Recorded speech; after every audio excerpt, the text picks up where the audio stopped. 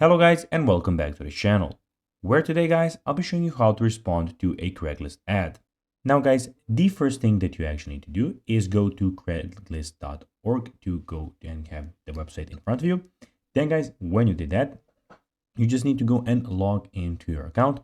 But guys, if you do not have an account, you can always go and register to Craigslist. But guys, if you do not know how to do that, you can always go to our YouTube channel where we have plenty of how to Craigslist videos where you can also see how you can do this. Now guys, that we got that out of the way, let's see what we actually have in front of us here.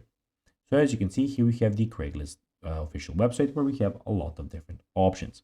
So first of all, we have the things which you can go and see. You have the community, housing, jobs, we have the service, for sale, discussion forums, we have gigs and resumes here.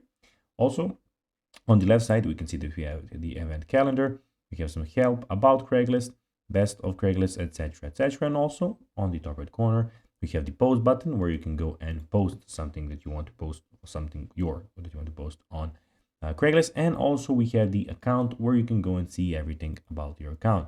So your postings, drafts, your searches, and your settings. And here you have your new posting in.